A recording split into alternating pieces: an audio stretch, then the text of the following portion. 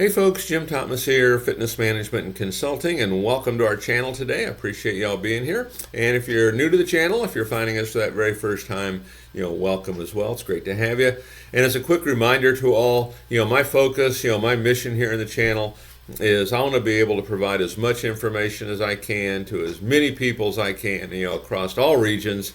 And the best way I can do that is when you choose to subscribe to the channel, when you choose to hit that like button, when you choose to share the information with friends, associates, and colleagues. And so if you've not yet done so, please subscribe, please hit the like button, please share the videos with associates and colleagues. And for additional ways that you can choose to support the channel, you can check out the links below. And for additional ways that I can help take your business that next level, also check out those links below. And one of the places I would point you to is go to our website at fmconsulting.net. You can still grab free access to our gym management playbook. It's a $499 value. You can get it for absolutely free. fmconsulting.net. Go check it out. Look forward to seeing you over there. And with that said, let's get into our topic here today. And this is a checklist to remind yourself of basic steps that you need to take on a regular basis. A checklist to remind yourself of basic steps that you need to take on a regular basis. So if you're in gym management, if you're an operator, if you're a director of operations, if you have a lot of clubs that you oversee, if you're in sales management, if you aspire to, and even a lot of this you can look at it from an individual basis as well. So a checklist of basic steps you need to take on a regular basis. If you're just getting into business, it's an absolute must. If you're trying to take your business that next level, an absolute must. Okay, this is the foundation building of what you need to do. And so number one, keep financial score. It's surprising to me always how many folks don't keep financial score. Okay, and so here's the first thing. Do we know how much we need to bring in every month? What is the number? Have we set that number? How much do we need to bring in? Do we know our projections? One of the things I like to see every morning, how much am I projecting in new sales? How much am I projecting in recurring fees? How much am I projecting in cash? How does that compare, to the numbers that I need? Because ultimately I'm going to manage based on these objectives. Know your financial numbers. Keep financial score. Look at the bank account. Is there money in it? There has to always be money in the account. I know that sounds, obvious, but it doesn't always happen. A lot of times we're funding. I talk to clubs frequently that are having to fund and fund and fund. Okay, we need to look at solutions here. Okay, but keep financial score. Know your numbers, monitor your numbers, and manage based on those objectives. Keep financial score. Do all your staff know, do they have a sales quota? Do they know where they're at relative to it? Number two, set goals. This one doesn't happen as often as it should. It's an easy one to do. Okay, as a company, what is your goal? I talked about this a bit ago, but what is your goal? How many sales do you need this month? What's the number? How much do you need to bring in recurring fees? What's the number? How much do you need to bring in cash? What's the number? What is your attrition percentage? What is it? What's the goal? Okay, if you're a salesperson, how much money do you want to make? What's the number? What's the goal? Okay, because we want to make sure we've got a plan. We want to make sure we've got an action level that matches that goal. Make sure you've got goals, firm, hard goals, not I want to break a sales record. I need to do a bunch of sales. I need to make a lot of money. None of that's going to work. I want to do 100 sales this month. Okay, now let's put together an action plan of what it would take to do 100 sales this month. Number three, use high impact marketing. First thing I'd point you to, check out our link below for high impact marketing. Okay, and learn more about this. This can be a game changer. Now, there's a lot you're going to have to do with marketing. Okay, a lot of SEO, a lot of boots on the ground, a lot of guerrilla marketing, a lot of local marketing. There's a lot of that, but you need, paid marketing, high impact marketing. You need the phone to ring, the door to swing, the email to ding, and the text to ping. Okay, that's what you need. make sure you're driving traffic. It's one of the, if I gave an owner a job description, okay, there's a couple of them I'd put in there, but right there at the top of the list, we want to make sure we're driving foot traffic into our business. Because you're getting enough foot traffic, sometimes you can outrun some of these problems until you get it fixed. Okay, but if you're not getting that traffic, simply won't work. Okay, so high impact marketing. Number 4, monitor trends. Monitor trends. One of the things I've always liked, I like to graph everything. I like, what is my trend?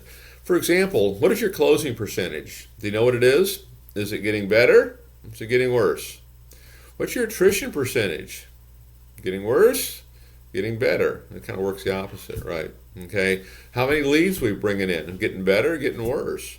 Our monthly profit, getting better, getting worse? Are we monitoring these trends? What's happening?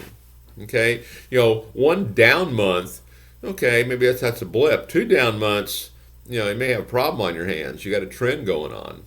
Okay, make sure you know your numbers. Are they going up or going down? And don't guess. If you guess, probably won't be right.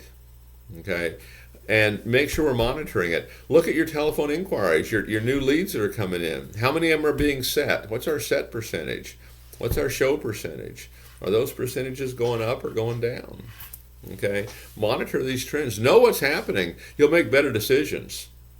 And in some cases, might be able to make a decision. Okay, when you have that. Number 5 on my checklist of basic steps. You need to take on a regular basis. Sharpen your selling skills. Sharpen your selling skills. And, the word sales, it always gets a bad rap. Sales, what it's meant to be is we're solving problems for folks. We're providing solutions. And we're doing it within a process. Okay, pretty basic. Okay, it's nothing heavy-handed about it. Okay, it's all, pretty fundamental. Make sure we're sharpening these skills. Everybody. Not just folks that are in membership or have that direct responsibility, because at the end of the day, everybody's in sales at some level. Use this channel as a way to sharpen your skills. We have nearly 1,300 videos here on the channel. Nearly all of them are how-to, and how to sharpen those sales skills. And I can share with you this. One of the more powerful tools in selling is learn to be agreeable. The power of agreement. Mary, I understand. I'd feel the same way if I was in your shoes. Don't try to make the customer wrong. That's just one good example of how you can really change the dynamic of how you interact with your customer. Number 6, motivate staff. A lot of you have heard me talk about this before. One of the core jobs, the way I look at it, one of the core jobs of management is we want to create an atmosphere that allows a motivated person to act. We want to create an atmosphere that allows a motivated person to act.